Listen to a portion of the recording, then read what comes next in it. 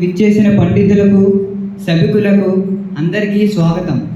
ఈనాడు నేను 3 ప్రశ్నలు అడుగుతాను. వాటికి మీరు చెప్పే సమాధానాలు సామాన్య ప్రజలకు సందేశాత్మకంగా ఉండాలి, విని ఆచరించడానికి స్ఫూర్తిదాయకంగా ఉండాలి. అడగని ప్రభు. అందరికన్నా ఎవరు గొప్పవాడు? భూమి, నీరు, గాలి గొప్పవి మహారాజా. అగ్ని, ఆకాశం కూడా గొప్పవే మహారాజా. నేను అడుగుతున్నది మనుషులలో ఎవరు గొప్పవారని. మహారాజా, ఇందులో వింతేముంది? మమ్మల్ని కన్నబిడ్డల్లా పరిపాలిస్తున్న మీరే గొప్పవారు. ఈ సమాధానం నాకు సంతృప్తి కలిగించలేదు. ఇక నా 2వ ప్రశ్న, ఏ కాలం శ్రేష్టమైనది? రాజా, వసంతకాలం చాలా శ్రేష్టమైనది. మనసుకు ఆహ్లాదం కలిగిస్తుంది. చెట్లన్నీ చిగుర్లు పూలతో చాలా అందంగా ఉంటాయి.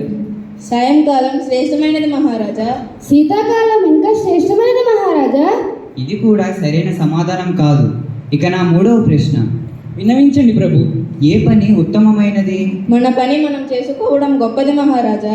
చక్కగా భోజనం చేయడం కూడా గొప్ప పనే మహారాజా. మహారాజా, ఇటువంటి ప్రశ్న ఇది వరకు ఎవరూ వేయలేదు. ఇది చాలా గొప్ప ప్రశ్న. చెప్పండి, వినాలని ఉంది. యజ్ఞం చేయడం, పూజలు చేయడం, వ్రతాలు చేయడం లాంటివన్నీ గొప్ప పనులే మహారాజా. కావచ్చు, కానీ సెలవియండి ప్రభు. ఇంతకంటే ఉత్తమమైన సమాధానం ఉందని నా అభిప్రాయం. సరే, వీలు చూసుకొని దేశ పర్యటన చేద్దాం. ఎవరైనా సరైన సమాధానం చెప్తారేమో చూద్దాం. మీరు కూడా నాతో రండి. తప్పక వస్తాను. పదండి మహారాజా.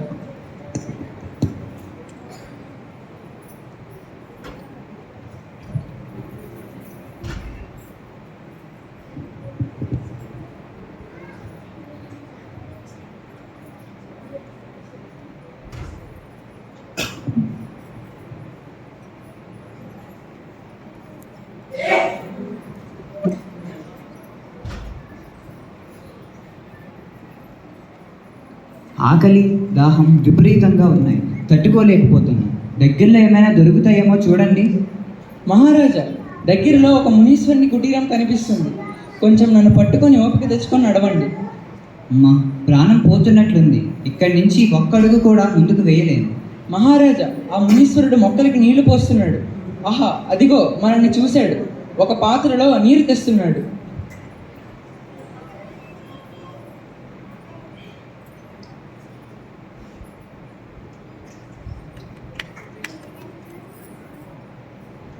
మహారాజా, ఈ నీరు ముందు త్రాగి సేద తీరండి.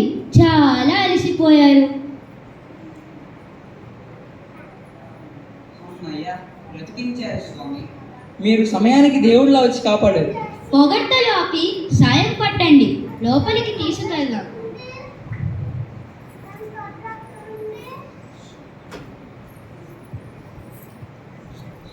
మహారాజా, ఇలా సేద తీరండి.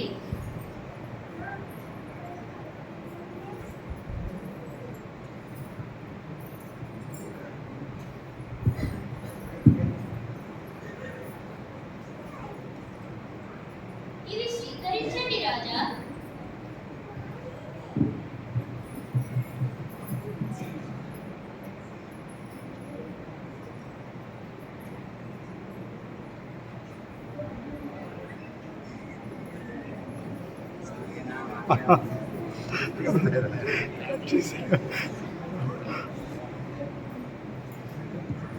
ఆహా, ఈ పళ్ళు ఎంత మధురంగా ఉన్నాయి.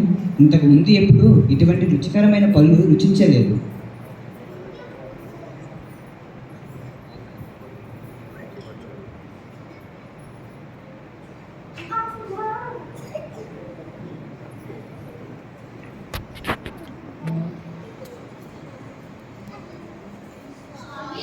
ఈ వ్యక్తి చెట్టు మీద నుండి కింద పడిపోయాడు. చెయ్య విరిగి రక్తము కారుతుంది. ఇదిగో, నేను పడుకున్న ఈ బల్లపై పడుకోబెట్టండి.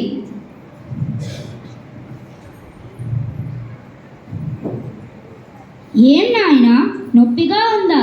ఏం భయం లేదు. నారాయణ నారాయణ అనుకో.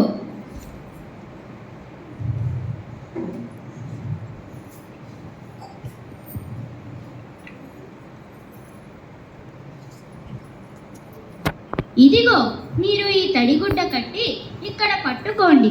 నేను ఆకుపసరు తెస్తాను. ఈయన అసాధారణమైన యోగీశ్వరుడిలా ఉన్నాడు. ఏమి సహనం, ఏమి శాంతం. అలా పడుకో నాయనా, తగ్గిపోతుంది. ఓం శాంతి శాంతి శాంతి. ఎంతటి ఉత్తముడు ఈ ముని! ఆహా, నా రాజ్యంలో ఇటువంటి గొప్ప మహనీయుడు ఉండడం ఎంతో గొప్ప విషయం. మహాత్మా, మేము త్రోవ తప్పిపోవడం, మిమ్మల్ని దర్శించడం, మీ ఆతిథ్యం, మీ సేవ ఇదంతా కూడా దైవ సంకల్పం. మీకోసం సేకరించిన పాలు పళ్ళు మాకిచ్చేశారు. ఒక పూట తిండి లేకపోతే నీరసించే శరీరంతో ఈ అడవులలో ఉండడం ఇదంతా మాకు మా తపశ్శక్తి వలనే సాధ్యం.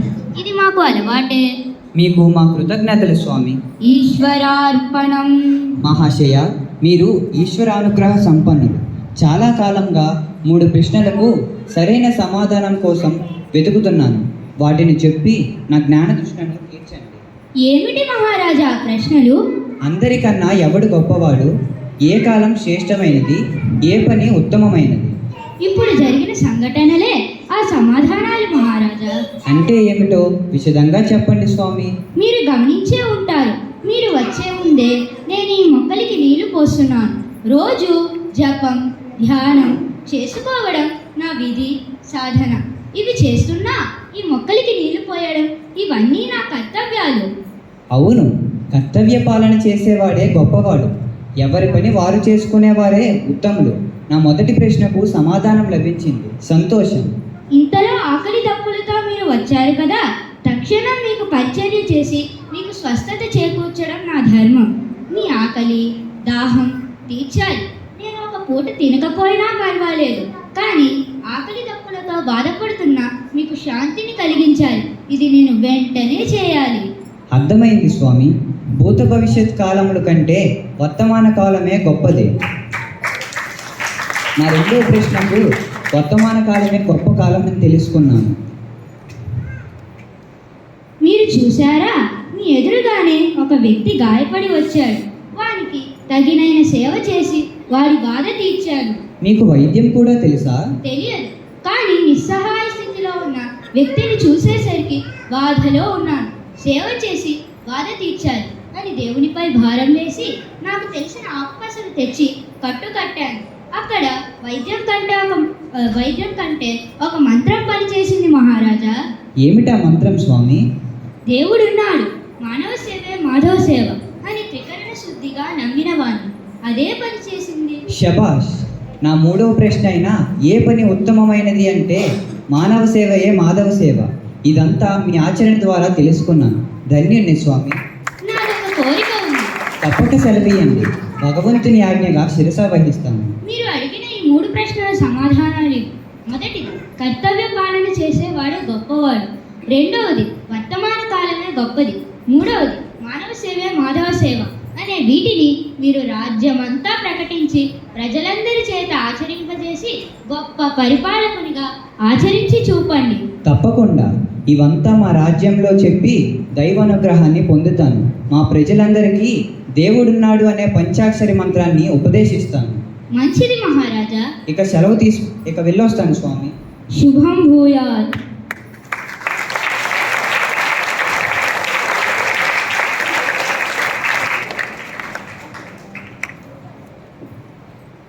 గురువర్య, నిన్న మనకు జరిగిన సంఘటనలు సభికులకి తెలియజేయండి. చిత్తం ప్రభు. ఇక్కడికి విచ్చేసిన వారందరికీ నా హృదయపూర్వక స్వాగతం. నిన్నటి దినం నేను మహారాజు గారు అడవులలో ప్రయాణం చేసి ఒక మునీశ్వరుని ఆశ్రమానికి చేరుకున్నాం. అక్కడ మహారాజు గారి ఆకలి దప్పులతో బాధపడుతుంటే ఆ మునీశ్వరుడు చూపిన మరియు చేసిన సహాయం మాటలతో వర్ణించలేను. అక్కడ మహారాజు గారికి ఉన్న 3 ప్రశ్నలకు అత్యుత్తమమైన సమాధానం లభించింది.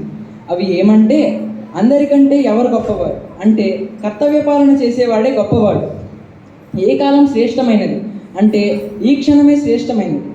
ఏ పని గొప్పది అంటే మానవ సేవయే మాధవ సేవ అనే ఉత్తమమైన సమాధానాలు లభించాయి. ఇదంతా సభాముఖంగా తెలియజేయడం జరిగినది. చివరిగా నాదొక ప్రశ్న.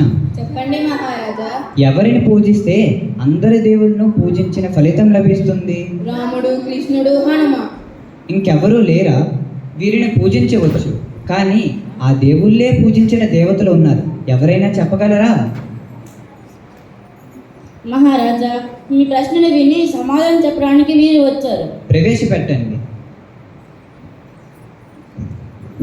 మహారాజా, వీరు నా తల్లిదండ్రులు. వీరే నా ప్రత్యక్ష దేవతలు. రాముడు, కృష్ణుడు, హనుమ కూడా వారి తల్లిదండ్రులని పూజించి గౌరవించి అంతటి వారయ్యారు. కాబట్టి మాతృదేవో భవ, పితృదేవో భవ అంటూ ప్రతి ఒక్కరూ వారి తల్లిదండ్రులని పూజించి గౌరవించి అంతటి వారు కావాలి. శబాష్!